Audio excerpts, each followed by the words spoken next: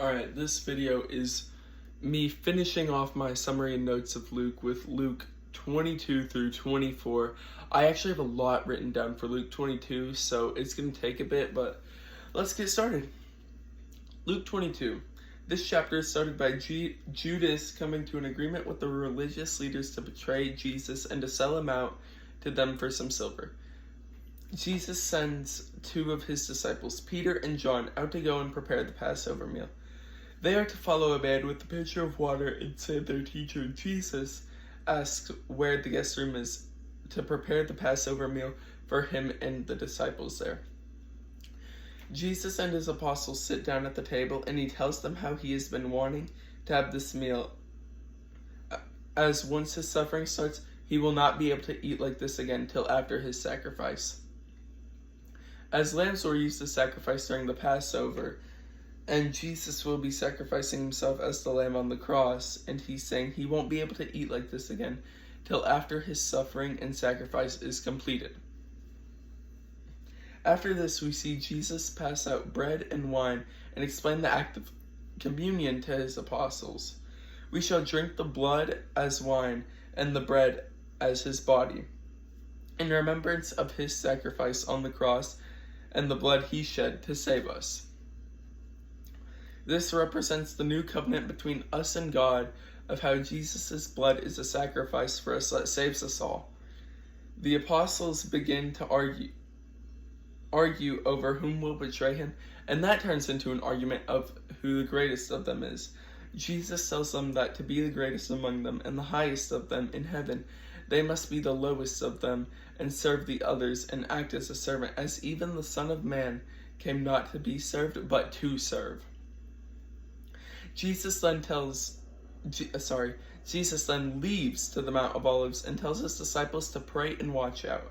Jesus in prayer asks God if he can take away the cup of suffering given to him, but that he wants the Father's will to be done and not his. This shows how we should be and sets a good example for us. Whilst suffering and pain is something we shouldn't want to go through and ask God to take it away, if it is God's will for us to go through it, then we should want to go through it, as it is God's will, even if we don't want to go through the pain, if that makes sense. We shouldn't want to go through the pain, but we should want to go through God's will, and if that includes the pain, then so be it. We might not want to go through we might not want to go through the suffering and pain, but we should be wanting to do God's will, even if that's not what we want. Jesus comes back and sees his disciples asleep, and he tells them to get up and to pray, as to not fall into temptations. Then the leading priests and Judas come to arrest Jesus. They come at him with swords and clubs, feeling as if Jesus is some sort of villain, while Jesus tells his disciples to put their weapons down and not fight them, keeping peace. After this, we see Peter deny Jesus 3 times to avoid getting in trouble or facing persecution. I feel this represents how a lot of us may feel or be, because we see earlier in this chapter, Peter says he'd do anything for Jesus and would die for him. In Luke 22 verse 23, he says, Peter said, Lord, I am ready to go to prison with you and even to die with you. Luke 22:33, NLT edition. We often say we'd give our lives for the Lord and would die before denying God, but Peter thought this too, and he ended up denying him 3 times. As Christians in our faith, the only way to truly prove our faith is strong and true is by proving it. We can say we'd give our lives for God as much as we want, but who knows if that's true if we're never tested? When you have a friend who's being disrespectful about Jesus, are you willing to confront them on it and even risk them cutting you off and having them hate you? Or will you sit there quietly not wanting to start problems? We must be bold and proud in our faith, like lions ruling the Sahara. Jesus is then asked by the council if he is the Messiah and the Son of God, in which he states that if he says he is, they won't believe him anyway, and basically admits to it while sounding like an absolute goat. In Luke 22 verses 67 through 70, it says, "And they said, 'Tell us, are you the Messiah?' But he replied, 'If I tell you, you won't believe me, and if I ask you a question, you won't answer. But from now on, the Son of Man will be seated in the place of power at God's right hand.' They all shouted, 'So are you claiming to be the Son of God?' He replied, 'You say that I am.'" Luke 22:67 through 70. And I just want to say, those verses go absolutely hard, especially when Jesus says, "You say I am." I don't know, I just thought it was kind of cold. But yeah, Luke 23 now. This chapter starts with Jesus being turned into Pilate, the Roman governor, in which he finds nothing wrong with Jesus, but he finds out he is from Galilee, so he sends him to Herod, as Galilee is under his jurisdiction. Herod also finds nothing wrong with Jesus, so he sends him back to Pilate. Pilate sees nothing wrong with him and plans to release Jesus as an innocent man.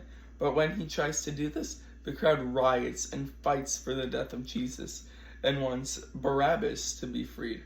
Pilate doesn't want to do this, but he is forced into it by the crowd. We shall learn from Pilate here. We must...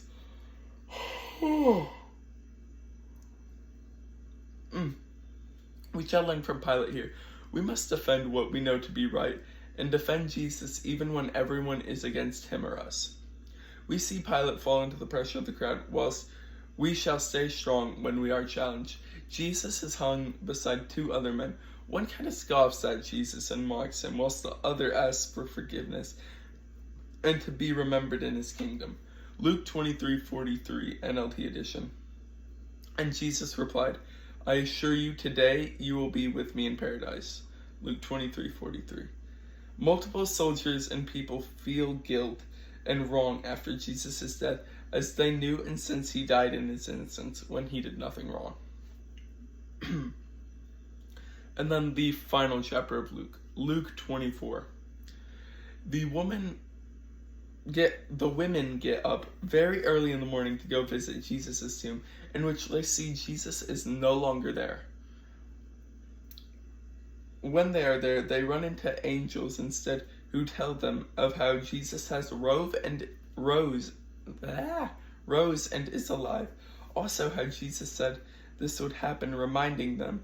They now run back from the tomb to tell Jesus' now 11 disciples about this news. However, his apostles choose not to believe the women, even though Jesus kind of told them multiple times prior to the event exactly what would happen.